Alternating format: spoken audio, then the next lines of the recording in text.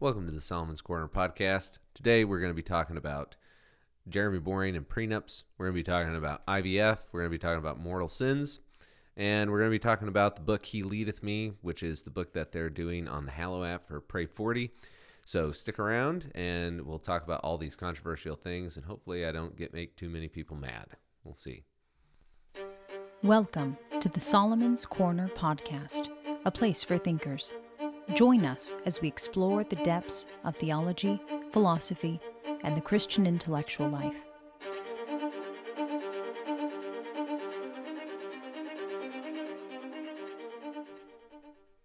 All right, we're back. So I'm just going to say, I really actually feel like live stream is better. I feel like it's easier to feel like you're talking to people rather than just sitting here in your room, looking at a camera, recording. But my goal is to keep this down to less than an hour. And I'm pretty sure I'm going to be able to keep this around like 30 minutes. So we'll see what happens. But before we dive into the new segment that I have, which is the What Happened on X segment, love talking to people about what happened on X. That's usually what I talk to people about anyway. And if you're not on X, you're probably a communist. I'm just going to say that right now.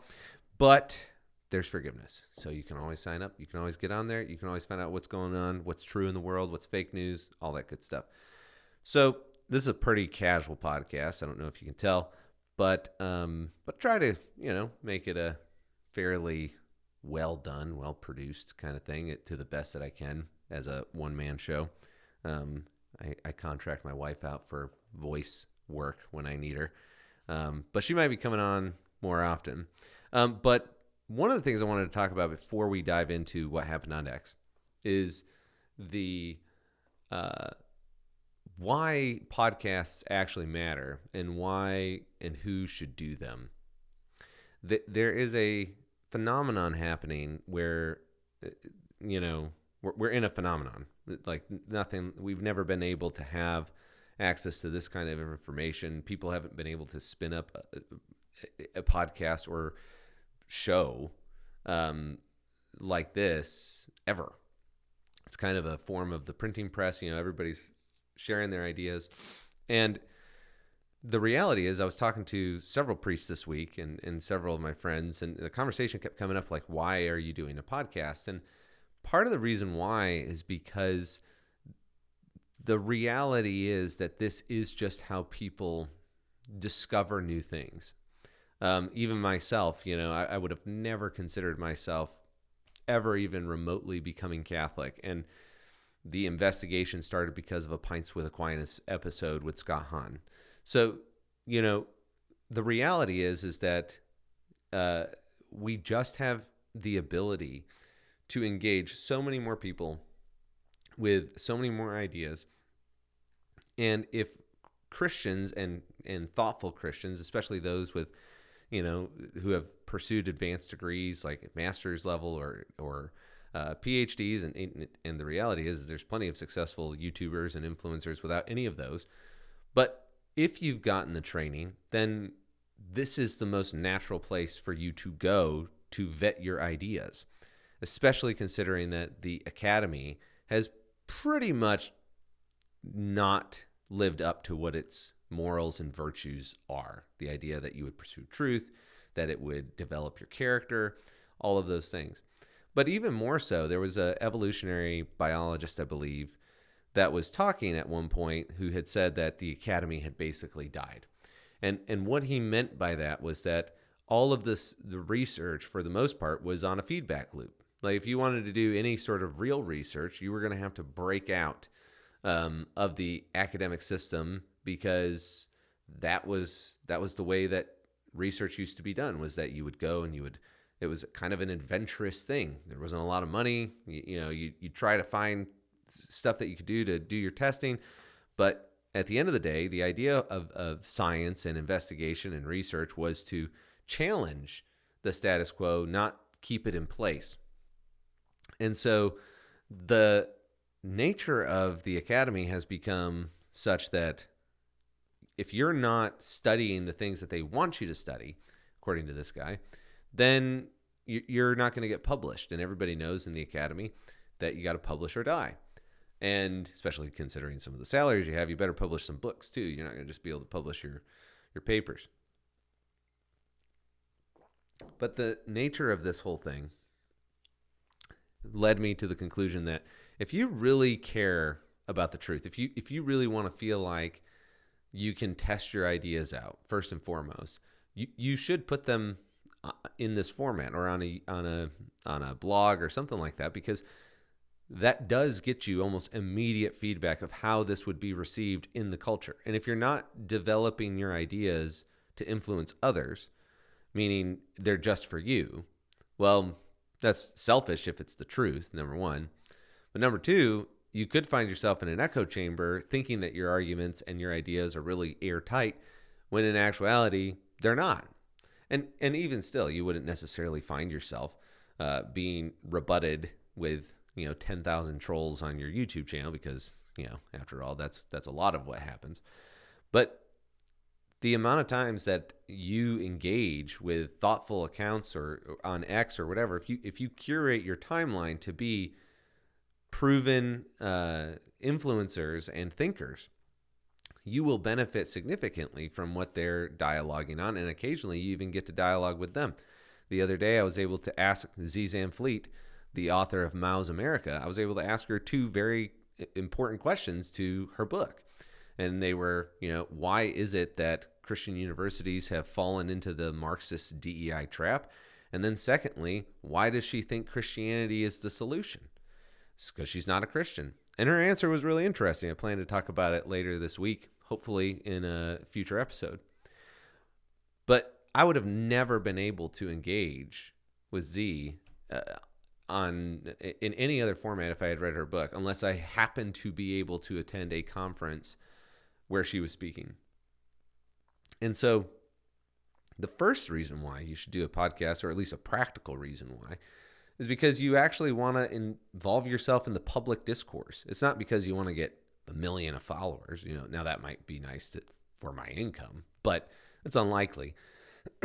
And the main reason why, though, is because you actually want to see if your ideas have weight. That's not the main reason, but that's a practical reason. But the second reason is that if you're a Christian, this is, this void is where most people spend time day to day. I mean, I've talked to some people where all they do is listen to podcasts. They don't even listen to music anymore. They just want to hear more and more ideas. They want to find out what people think. They want to hear human interaction. And I think that's more what it is that this is becoming the way that we interact with people. And so we're going to have to change the way that we engage. And if the brightest minds, the best that Christianity has to offer, just stays in their ivory towers writing papers that nobody will ever read, then, or pursuing degrees at institutions that force them to learn the woke ideologies, they're going to eventually end up here at some point, especially that last group, because at some point you're going to have to push against the ideology. And if you do, you're going to be in trouble. And you're going to have to find an outlet for your ideas, especially if you're willing to sacrifice your career for it. And the best place to do that is the internet. Brett Weinstein comes to mind as well. He's been posting ideas on the internet for a long time. I don't agree with everything that he said, but the bottom line is that this is the place where ideas are battling it out for the minds of people. Elon Musk calls the woke mind virus. He calls wokeism the mind virus, the woke mind virus. And if we want to counteract that, then there has to be a counter idea, a antiviral idea to the woke mind virus. And the best way for people of like-mindedness to do that is to have the information out there and make it shareable. And so that's why I started this podcast, is because I did a master's in philosophy. I feel like I have something to offer some people with that education.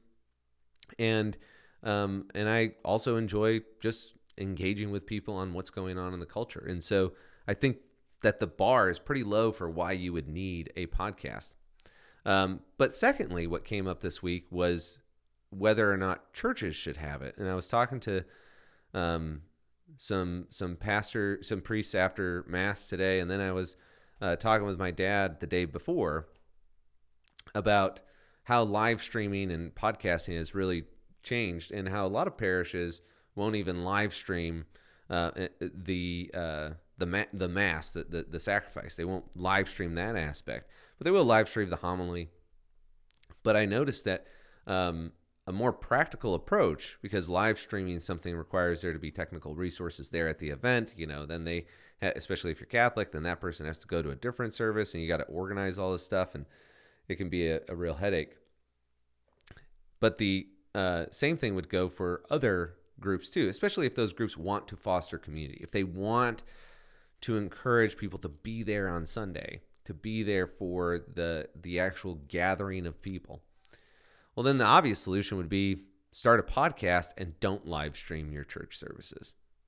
Because the podcast would give you the ability for people to share things out. It's a way for the church to actually engage with parishioners on what's going on, find something out that at your church somebody has a question, and you think, I think the rest of not just this parish or this church, but also like our community might benefit from a discussion on that from a spiritual leader in the community. You can just sit down and you can set up your podcast equipment and you can just go for it. So I think, for, any pastors or priests or leaders in the churches, I really think that this model of no streaming but podcast has a lot of practical advantages to it, because it's lower cost, and you also increase people's ability to share out your church and what it's doing and its mission and vision. It's much easier to get somebody to listen to a 15-minute discussion on something they care about than the homily that you wrote for the community. And then the last thing is that it also means your homilies can stay completely and totally relevant to the community, or your sermons, whatever denomination you are. Your sermons, your homilies can stay relevant to the struggles and issues of that community. But your podcast can talk about all of the things that are happening in the world at large that everybody else is consuming on the internet, because they want to know what Christian leaders think about these things. And that oftentimes is going to be the red flags or the green flags that they're looking for in your sermons anyway. So anyway, I think that it could be interesting where things go, but that's why we're doing the podcast. We're also going to change it up a little bit. I think we're going to try for or why churches should do it, and then the thing that we're going to be doing here on Solomon's Corner is hopefully providing you with something to think about. Hopefully it will make you laugh at least once. I try to crack enough jokes throughout this whole process and funny stories. But also give you hope. Those are the three goals of every episode we do. And so I hope that you'll think, you'll laugh, and you'll find some hope. All right, so let's get on to what's happening on X. So this is a segment here that my wife and I were talking about, that when you're trying to do a podcast, little dirty secret here, you want it to be as easy as possible. So, and as organic as possible, as little prep. Like basically our goal is to be able to come down here, turn on the camera, and just start talking. So these are the things that I felt like talking about, which, could be foolish, could be interesting. But this is what Jeremy Boring posted this week, and I responded to him on oh, here we go. I got the slides mixed up. This is what Jeremy Boring and Prenups is what this part is about. And what he discussed was the idea of, well, let me pull up the tweet here for you. So here's his tweet here. And he says, a prenup is a wonderful thing that makes marriage more likely to succeed because it reduces the economic incentive for one spouse to leave their marriage. Guarding against bad incentives is no different than guarding your heart, except that it sounds worse and is actually more effective. It also codifies the marriage contract by making it, a marriage contract. I love the sarcasm there that makes everybody feel like they're an idiot. It lets you define your marriage prospectively instead of the state defining it after the fact. It is a millennia-old custom practiced by religious Christians and Jews. I would not marry without one. I mean, I did, but I would not advise it now. So this is his approach to this. And just so that people don't, I Googled it. No shame in that. You can Google it as well. I'm going to take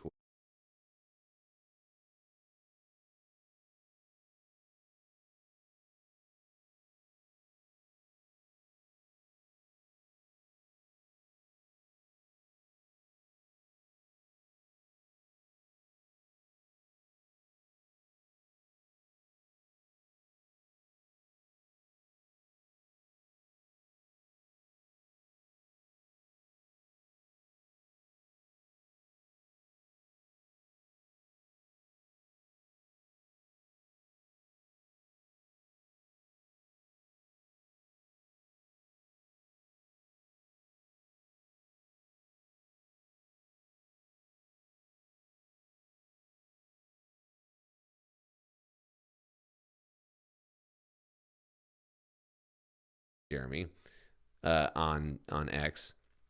And if I say those interchangeably, it's just because I was on there when it was Twitter. And so Twitter, X, whatever.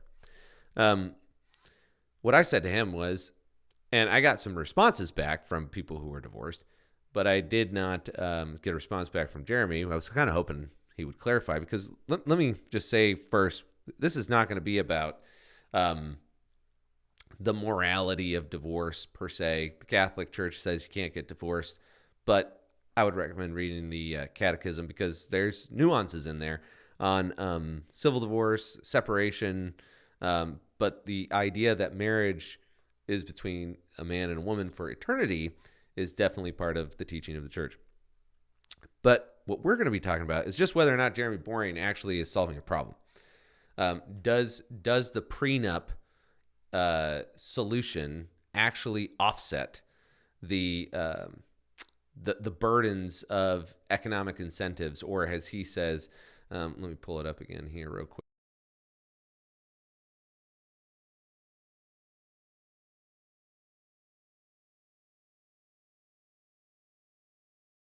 to reference that occasionally. But the thing is that, if marriage is really supposed, there's a couple things wrong with this approach.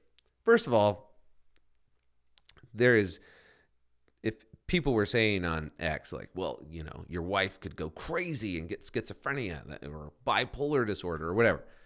Okay, fine.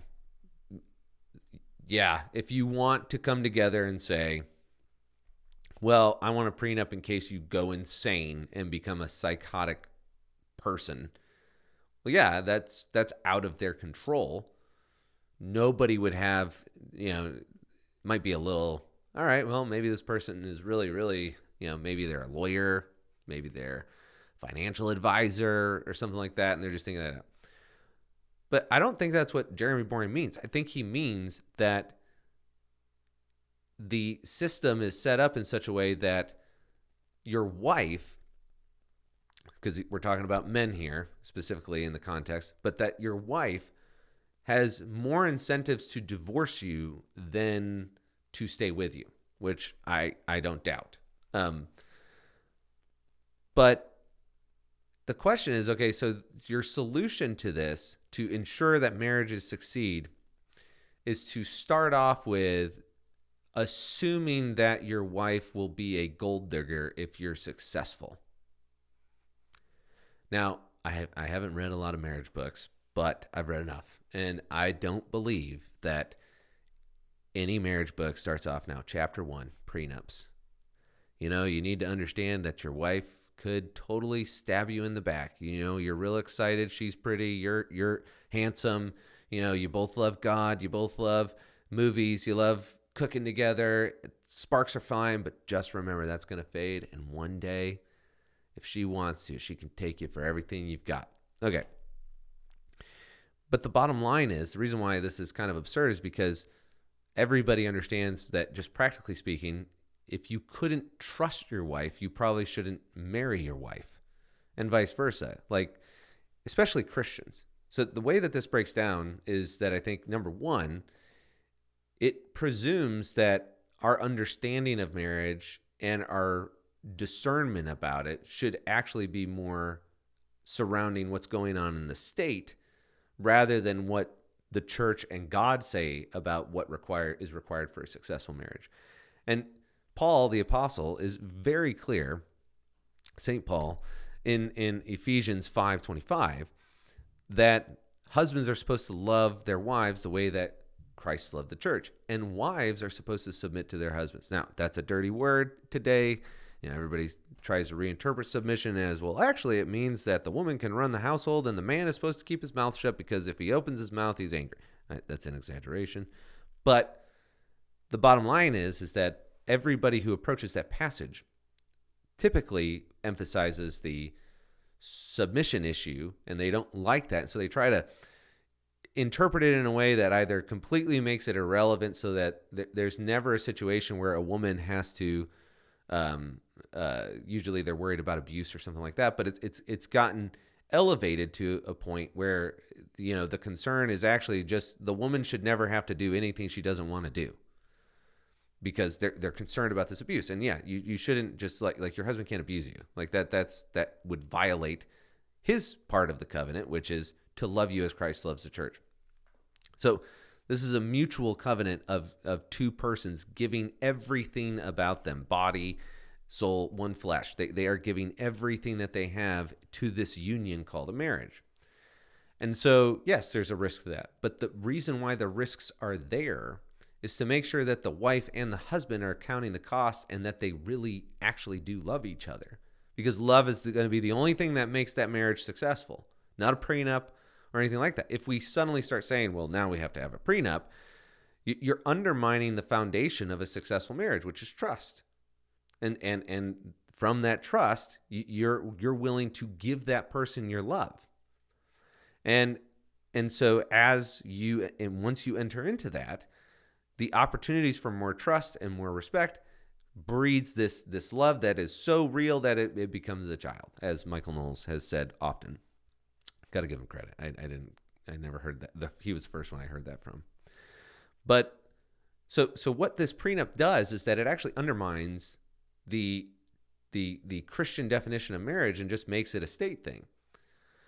Because now we're just saying, well, at the end of the day, I know the Bible says you're not supposed to get divorced, but that was an old book and people get divorced. I mean, just look at the stats. Well, maybe it's because people just aren't willing to acknowledge and judge people, because you're not supposed to judge, according to what a virtuous woman and a virtuous man are. And yeah, they might be slim pickings, but you also should be going to the places where those people actually are. I was listening to Father Mike Schmitz the other day on Catechism in a Year, and he had a crazy statistic about Catholic families that practice natural family planning, go to confession on a regular basis, and participate in the Eucharist. It's like something like that. So, like, basically the idea was that they're practicing Catholics, like, to the extent that they actually take the fertility of marriage as a moral obligation. And so he said that their divorce rate is like maybe 4% or something crazy like that compared to the 50% of everybody else.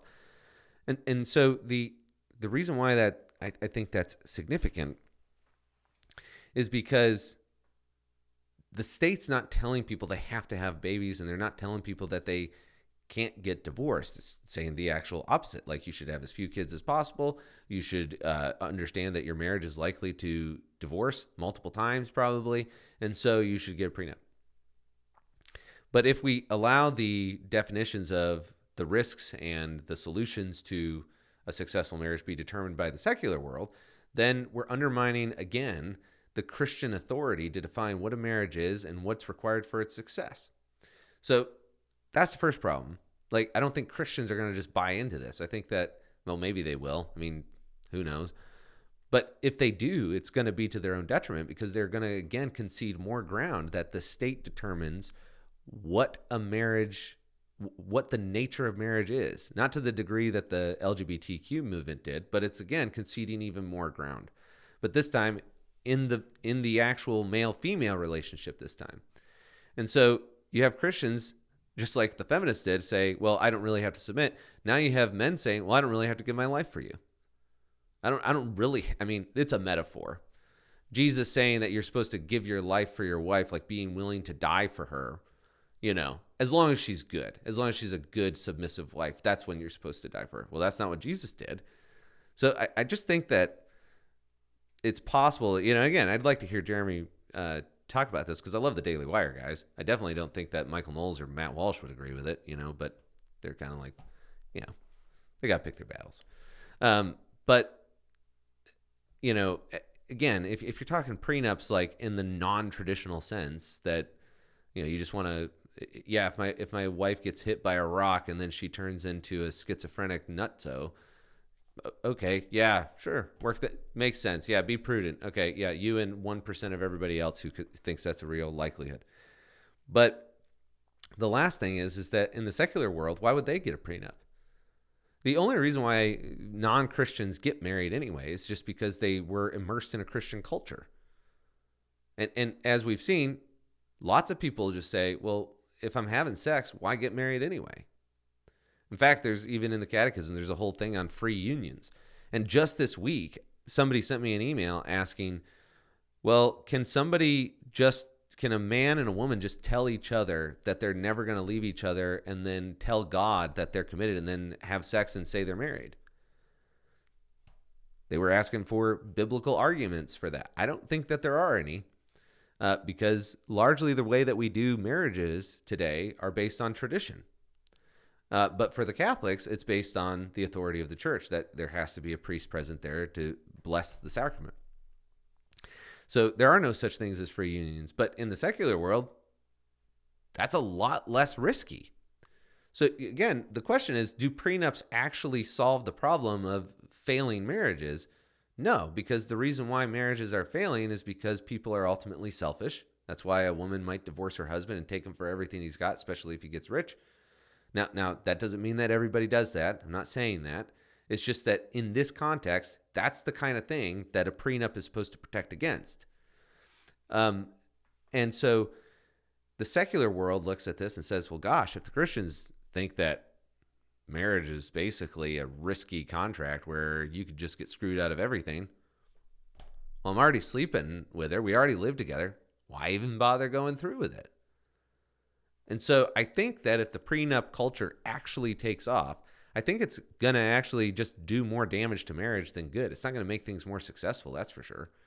And especially if, somebody who's got a lot of influence like Jeremy Boring or any other conservative out there says, yeah, you should get a prenup. Well, they're going to Google it. They're going to find Forbes, and that's what they're going to see.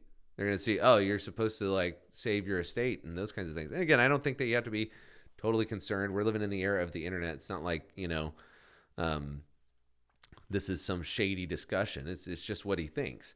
And I don't think that people should curb what they think, especially if they think it's a good thing, because somebody else is going to not take responsibility for their own actions and decisions. But in the end, I just think the prenup thing is just not going to work. And, because again, its goal is to succeed, that to make successful marriages. And I think that's pretty much everything that I've got on that. Oh yeah, one last thing is, it's just funny to me. It's like, okay, it doesn't take into account age either. I got married when I think I was like 23. My wife was around 20, and if I had gone to her dad, he had a list of questions for me, like a whole list of like 25 questions that him and his buddies had come up with, in that conversation. If I had said, yeah, I also want to get a prenup, well, who knows? I mean, maybe he would have been okay with it. I don't know. But I know that, there are plenty of dads out there that definitely would not give their daughter in marriage if he found out that the son-in-law to be had drafted a prenup for her before she gets married. Like, how's that conversation going to go? Yes, I'd like to sleep with your daughter. And also, if things don't work out, there's no risk to me. Yeah, I don't think that's going to work, bud. Anyway, yeah, maybe when you're 35, 40, but, at that point, like, you don't have, you're not going to be married for 50 years anyway, so, well, maybe you will be, but with the way life expectancy is going down, I doubt it. Anyway, so let's go on to the next.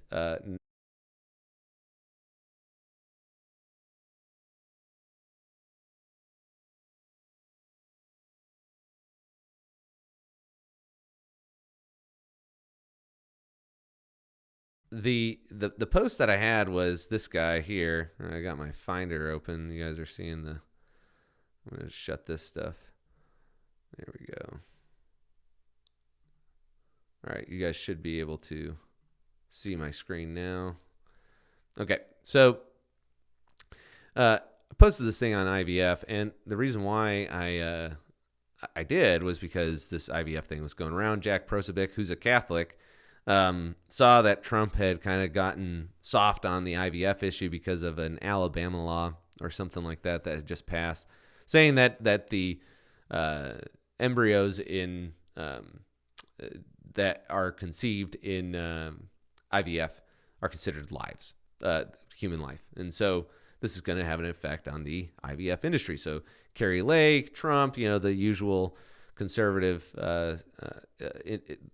influencers jumped on it and said, because they want to be moderate, and they're trying to not look extreme to get more votes for the primary. And Jack Prosobic came out and said, the way forward is for there to be adoptions and not to keep people from being able to have this technology to be able to have kids. First of all, this issue, just like the last issue, is a very sensitive issue. I'm not trying to downplay anybody's difficulties with kids. I'm not trying to downplay anybody's trying to make a inference about the ease or that the issue is that it's really hard to deal with fertility problems.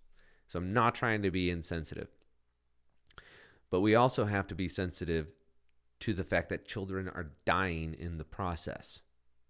And then secondly, that Christians are also involved in supporting this.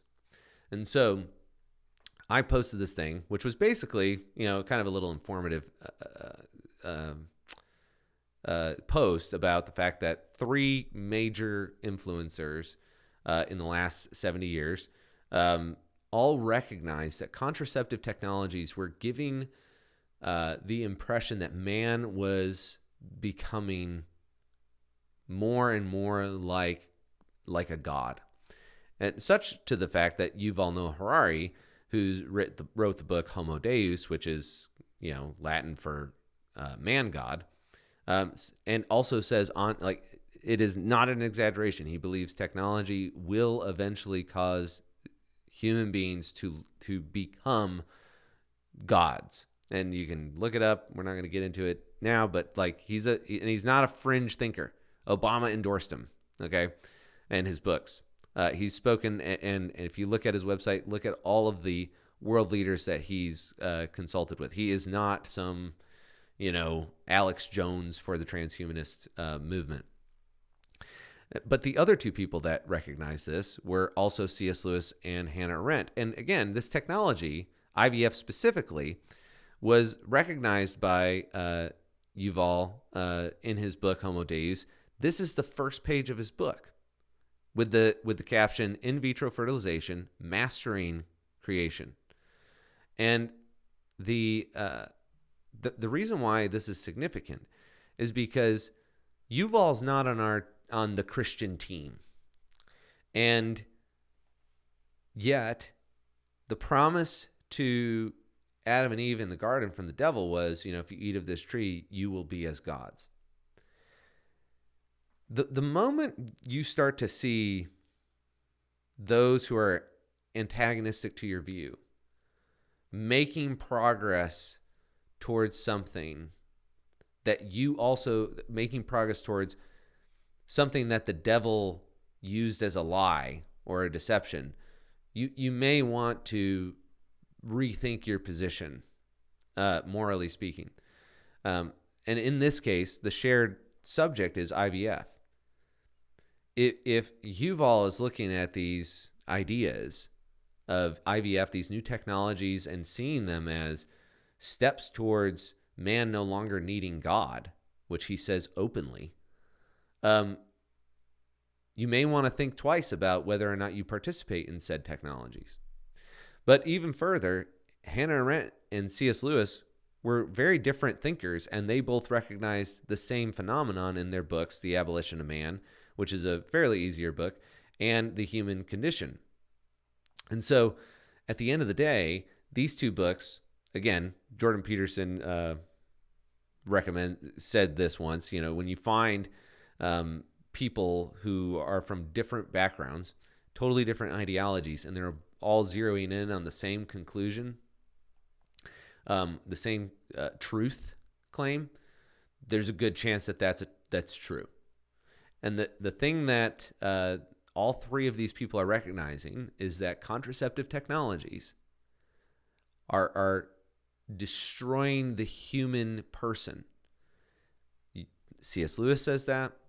Hannah Arendt does to a certain extent, maybe not as explicit as C.S. Lewis, but she says that the technology, the priests of our age are the scientists. They're the ones who hold the moral authority now. And Homo Deus, Yuval Noah Harari, says, yes, in order for man to become something else, he's going to have to cast off his human nature. So all three of them recognize that these technologies are having basically the same effect. It's just a question of who thinks it's good and who thinks it's bad. And from the Christian perspective, Hannah Arendt saying that the scientists are the ones who hold the moral authority.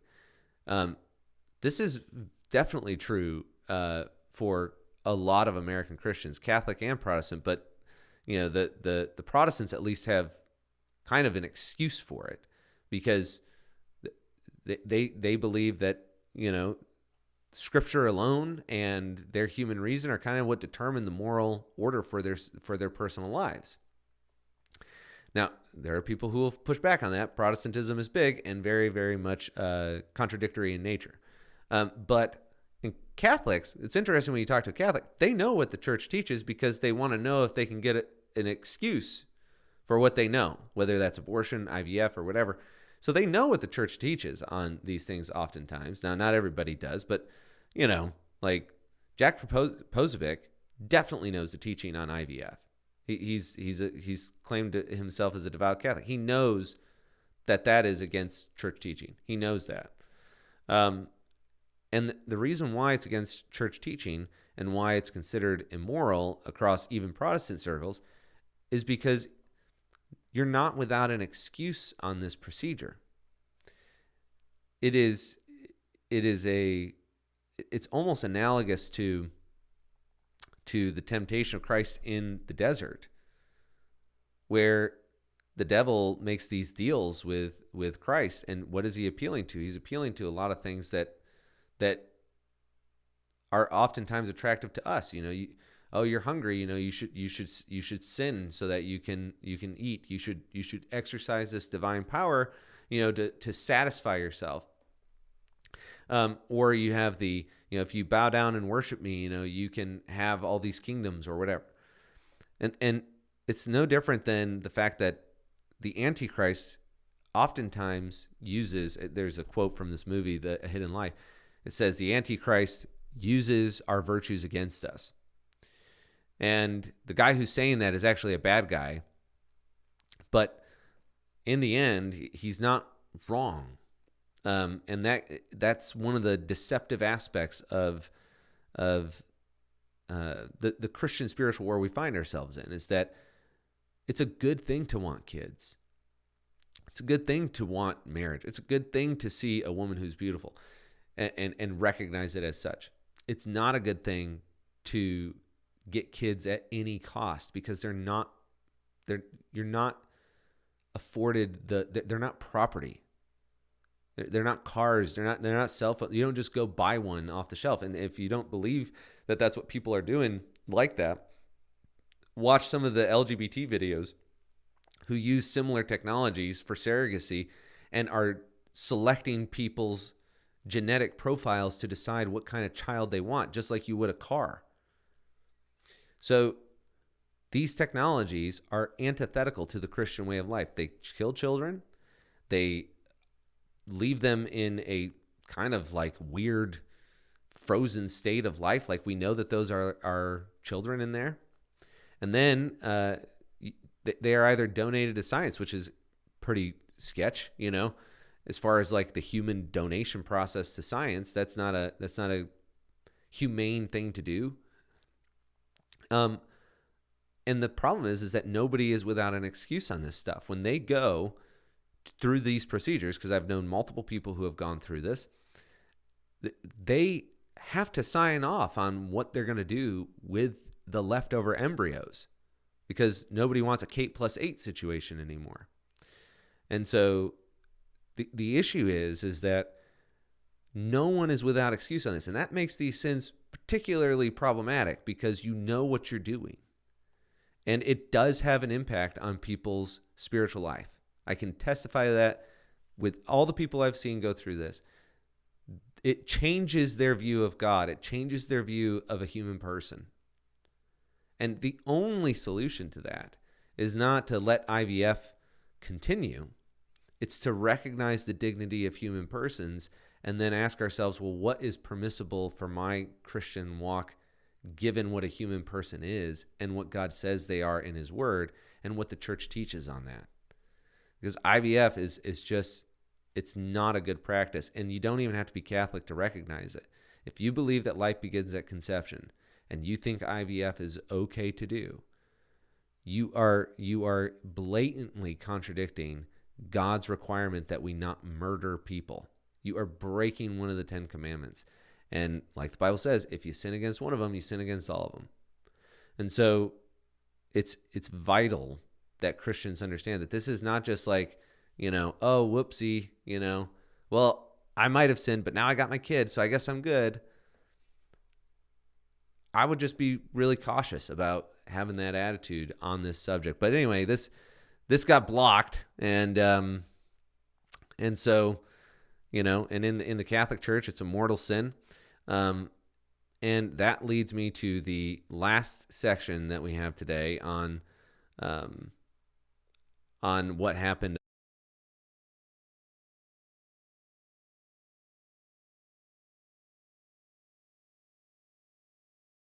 And one of the things that's been weird about this whole time that we're in is that non-Christians are coming to a conclusion about church teaching, specifically moral church teaching. Not the full thing, but there's these very prominent thinkers like Elon Musk and Jordan Peterson and maybe less known, but James Lindsay, and they're starting to, and even Joe Rogan to a certain extent, they're starting to see the reasonableness of Catholic social teaching. Now, they might not know it as such. They might not want to go to all the implications, but that is the route that they are going down. The most prominent one would be on birth control. Oops, hold on. I lost you guys. Just a second. I accidentally put you in the screensaver there. Come on, come back. That's what happens when you're low budget. All right, there we go. So hormonal birth control, Elon Musk posted this the other day. For those that don't know, you can't use hormonal birth control or any form of contraceptives according to the Catholic Church. And you can do natural family planning, but again, we're not going to get into isn't it the same? And blah, blah. No, it's not. Father Mike Schmitz did a great talk on it. Go listen to Catechism in a Year. The point that I'm trying to draw up here is that when we were growing up in the church and when we were considering getting married, my wife and I, and we had gotten engaged, the first thing that people started talking to us about was, you gonna jump on the pill? You gonna, what are you guys gonna do for birth control? People were asking her and me the whole time. And it was only because of a Catholic that we ended up not going with contraceptives, and actually an atheist. we were considering some methods that, again, we didn't know.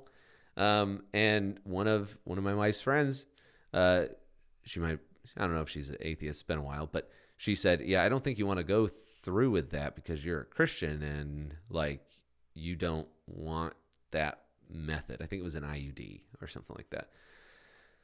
And birth control is just not safe, like at all.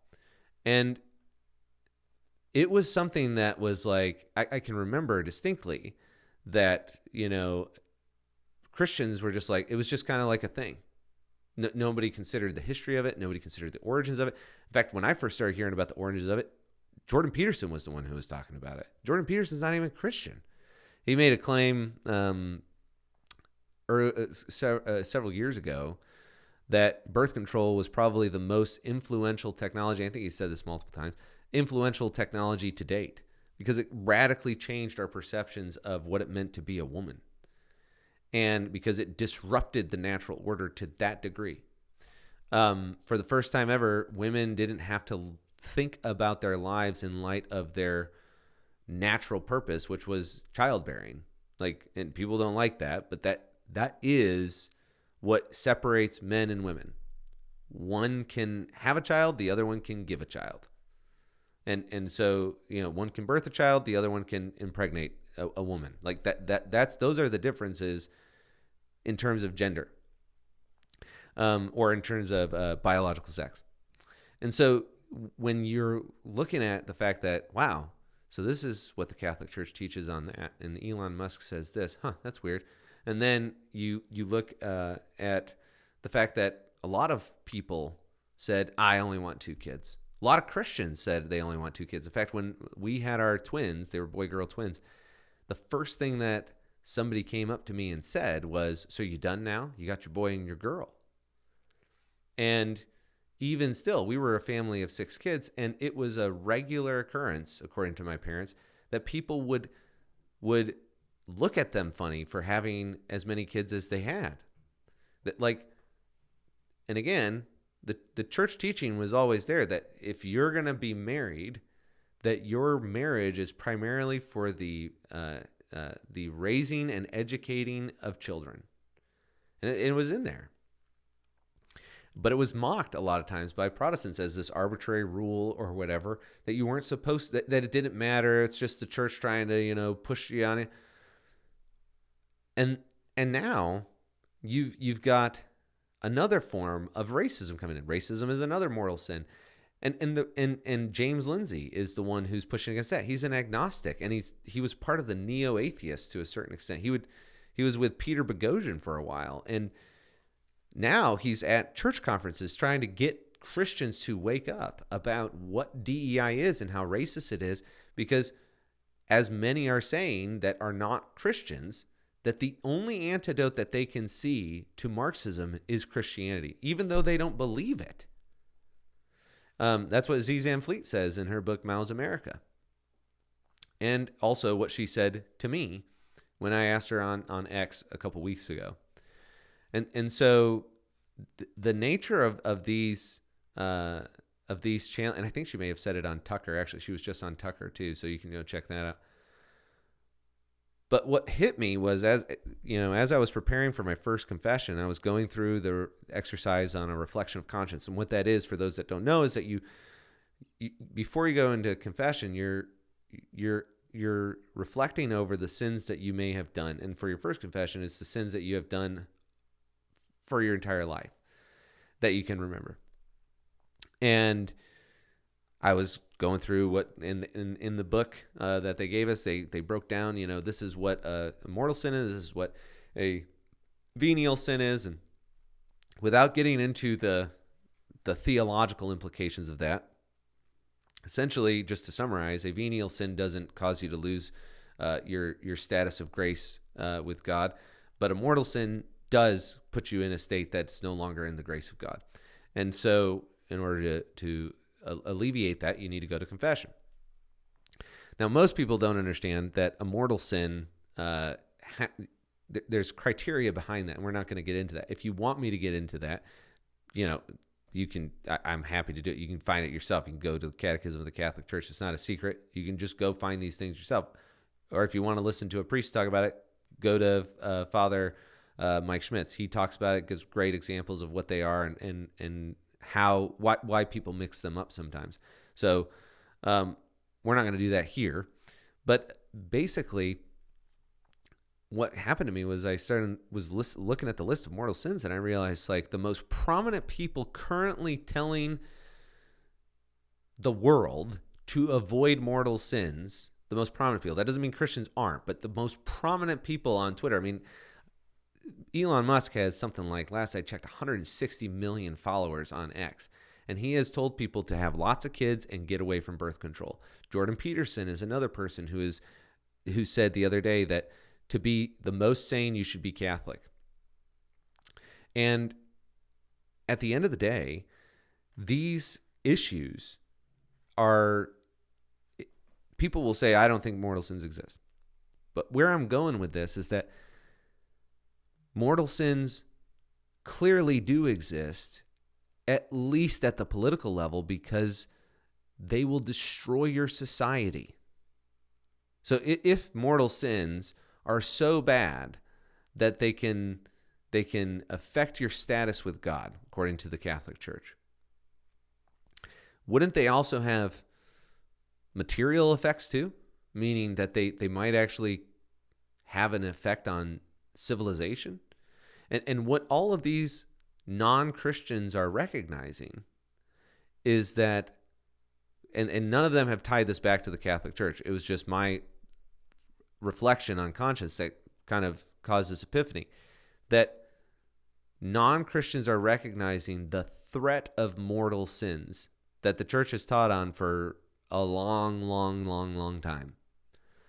And that has to give some weight to the authority of the church, that especially if you grew up Protestant, and a lot of these mortal sins were just seen as essentially sins that are not that big of a deal as long as you just say, God, I'm sorry, no worries. And again, I don't think that people do it that flippantly necessarily. I think some people do have a heartfelt contrition to God for these things.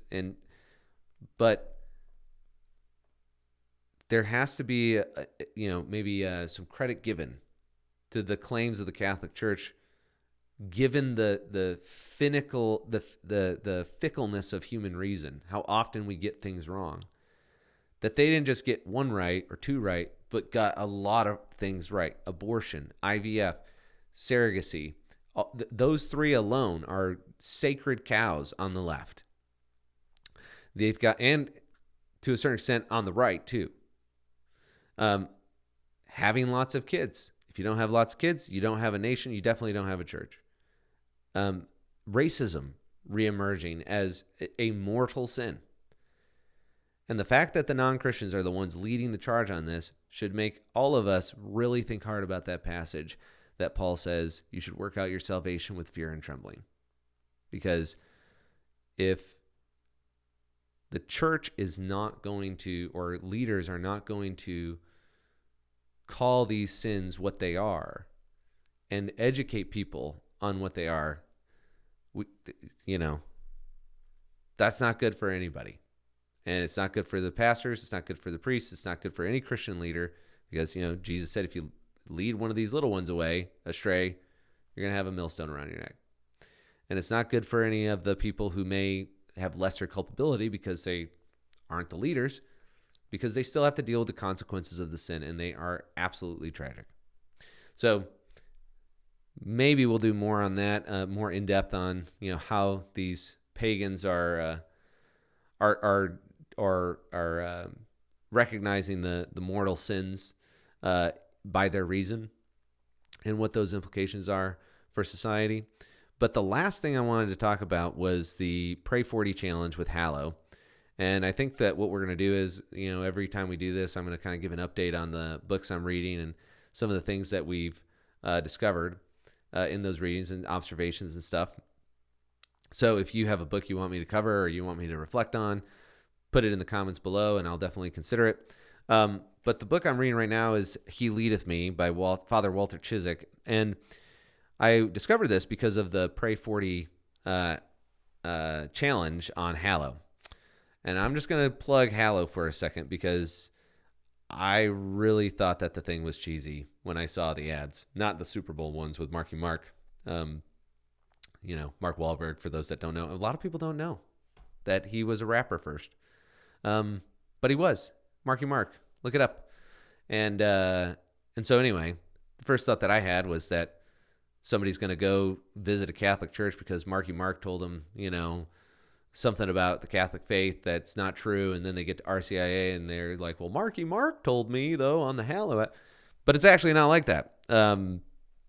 It's a really good study. They're not pulling any punches about what it means to be a Christian. And I think that that's why it's so successful. I think the last time I checked, they had over 1 million people engaging in this prayer challenge for Lent, including people like Russell Brand. And then the other thing I thought was when I saw Michael Knowles advertising Hallow and Matt Walsh advertising Hallow. Michael Knowles is a traditional Latin Mass Catholic. I doubt he's using Hallow. Just saying, use the promo codes that he has, but I I doubt it. And then Matt Walsh just doesn't strike me as a guy who's going to pull up a prayer app on his phone. But those were the two guys who were advertising it. So anyway, but the thing that I thought was interesting about Walter Cisek was that the book that they chose was all about the suffering in the Gulag from a Christian perspective. And if you have watched some of our older episodes, you know that I have done a lot on Gulag, on Solzhenitsyn, Czesław Miłosz, and the Polish Soviet occupation and the difference between that and the Nazis. And so this was refreshing because it was a lot of it was the Christian perspective of what it was like to be in the Gulag. And he was in the worst part. Solzhenitsyn says that if you ended up in the labor camps, you had an 80% chance of survival, or a 20% chance of survival, basically.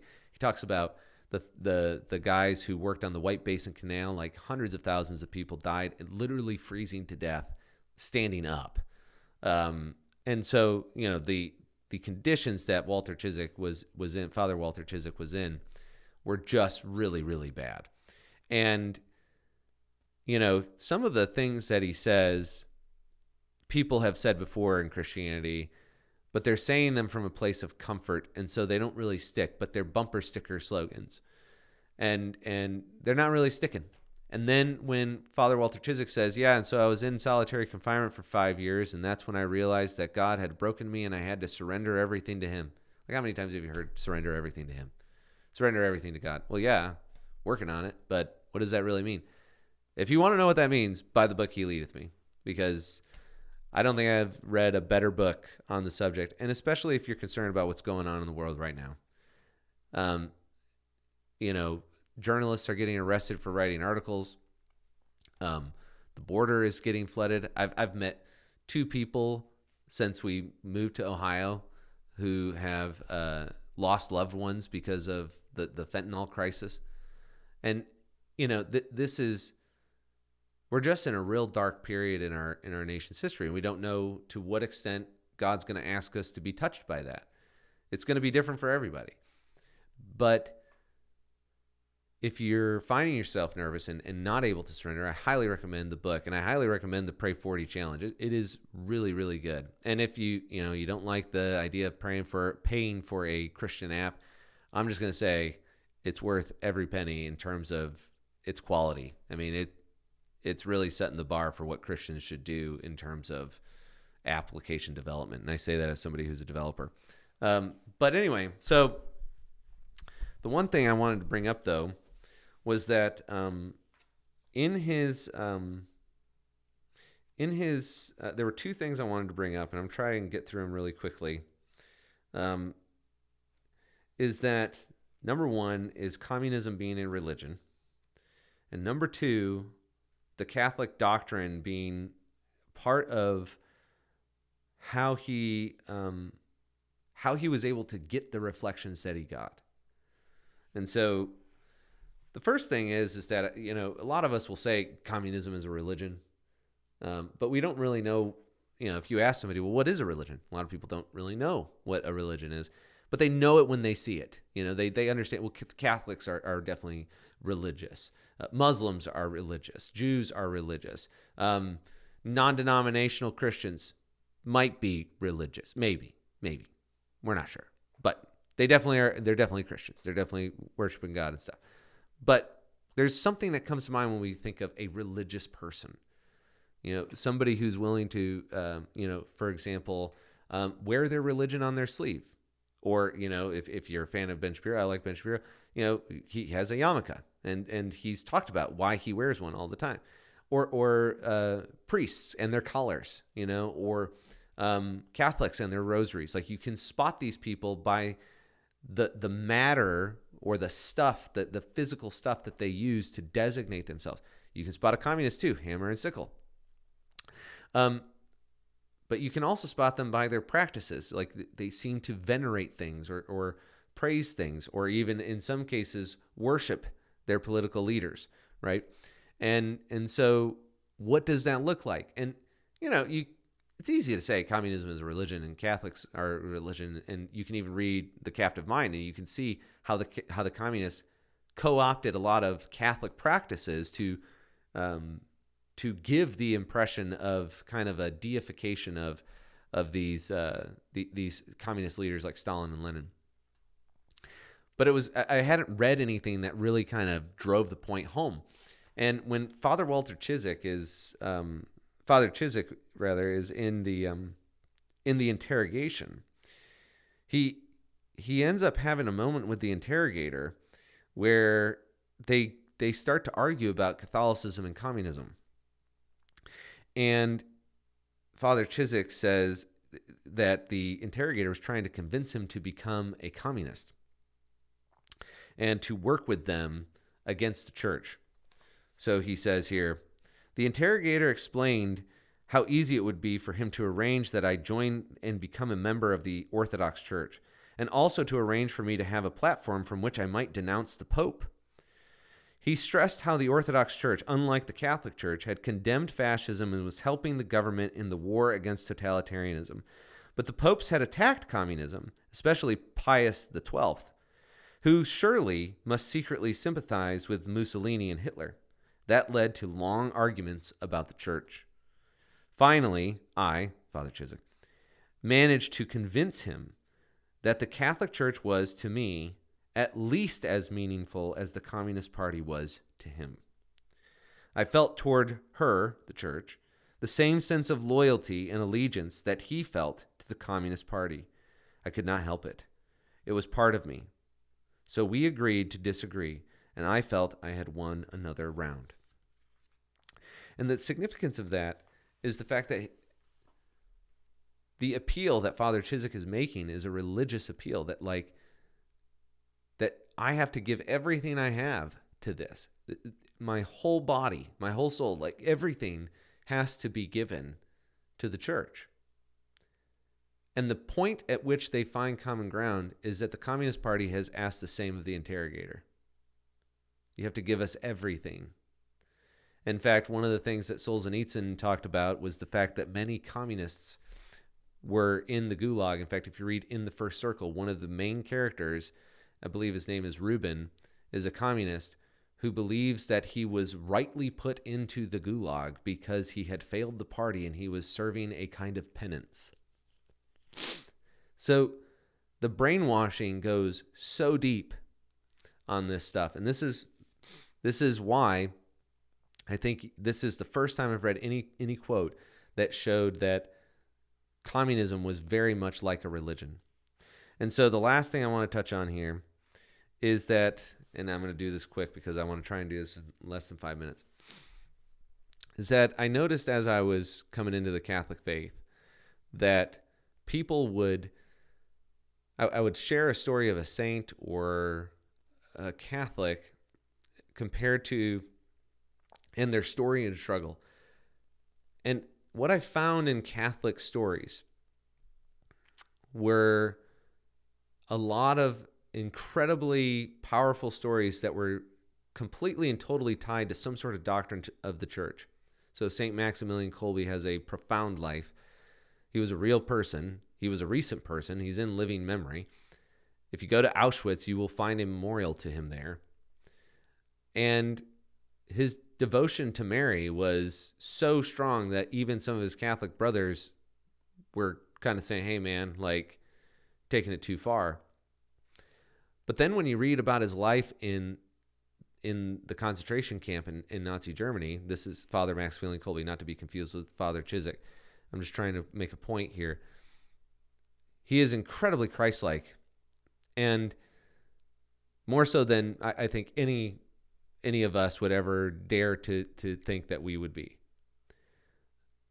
And that is not even considering all of the God moments, we would say, that occurred during his ministry. And people will try and brush that off. Oh, yeah, well, there's a lot of crazy Christians out there.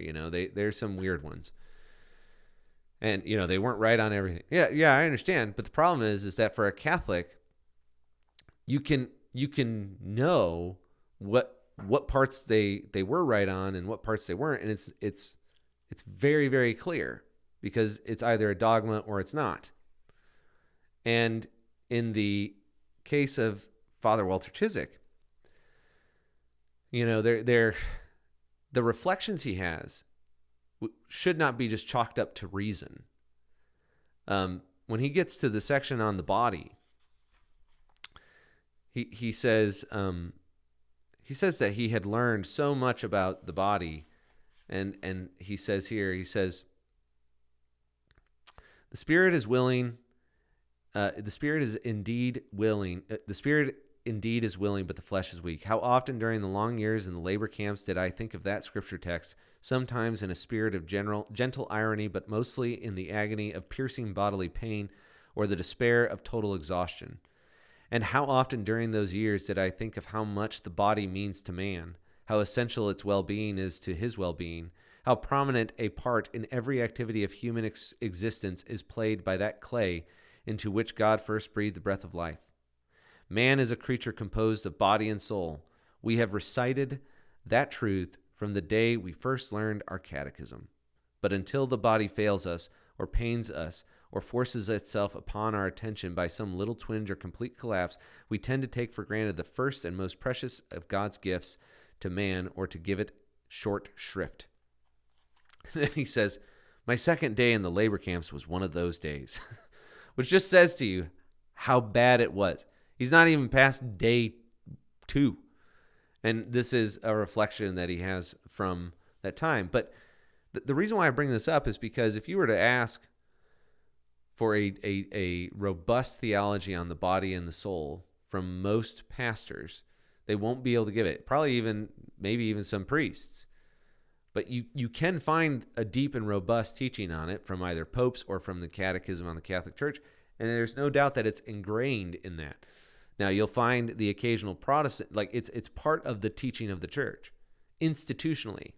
And you can find people in the Protestant worlds, individuals, who will hold to the teaching of the Catholic Church on this issue, but not that issue or whatever, which is fine because that's what we all do. We all take these, we say, well, yes, I will believe this, I won't believe that. But when it comes to the Catholic Church, you're submitting to the things that even may not seem entirely clear because you're saying that they have this authority to say what is and what isn't the teaching of the church. And the body and soul distinction is one of those things. And what you see in the lives of these saints, is that they, some Protestants going to be like, he slipped. Yeah, they're all lies. I'm just kidding. That the doctrines of the church were what helped him, what God used to frame the lessons that he eventually distills to us in this book. And so he says this. He says that we survived under the circumstances is a tribute to the stubbornness and power of the human will driving the body beyond what a man thought he could endure, and a tribute as well to the marvelous work of God's creation that is the human body. No machine ever devised by man could have withstood day in and day out the constant punishing grind of work in the severest kind of weather that the human body proved itself able to withstand in the Siberian slave labor camps. It is customary to speak of the indomitable human spirit as that which carries man through crises like this, but the body surely merits more attention than it usually gets. Not the trained, beautifully conditioned body of the athlete, but the weak, underfed, and ordinary body with which we are all endowed. It was under the daily regimen of work to exhaustion in the camps, under the constant torture of hunger and cold, through hurt and pain, distress and disease, weariness beyond comprehension, and endurance beyond belief, that I came to truly understand and appreciate the catechism truth that man is a creature composed of body and soul. And so I bring this up because there's even more reflections on that, but we don't have time to get to them. Especially for Protestants who are reading Catholics, don't scrub them of their Catholicity. You got to wrestle with the fact that this is how God works in Catholics. And that is something that was very disturbing to me as a Protestant. But it is the case, and I know it's a crazy claim to make. God does do miracles with Protestants. I'm not saying that. He does take them through profound experiences to teach them the lessons like what Father Cisek had. However, with reading some of the saints and what God did through them, it does bring more glory to God in a sense of the fact that their stories actually reveal a truth, a very specific truth, a very Catholic truth. And oftentimes they're accompanied by miracles. And if we reflect on St. Paul, when he was Saul first, he had a very, very specific interpretation of the Old Testament. Mainly that if you were nailed to a tree, you were accursed. So how could Jesus be the Messiah? And it took a miracle for God to actually change his interpretation of that passage. And I don't know a single Christian out there that will say that their interpretation of the Bible is perfect. In fact, my dad would say, it's not the things that I know to be true in the Bible that are concerning to me. What concerns me is the things that I think are true, but I'm wrong about. Those are the ones that concern me. Well, the only thing that's going to, for anybody who's shares that concern, the only thing that's going to shake you from that is if God actually still acts in time and space. If he actually still creates saints here on earth. And if somebody actually catalogs those stories. And so anyway, that's all I got for today. I hope that you guys enjoyed this. This is the first podcast in a while. I definitely went 10 minutes over, but had some technical difficulties.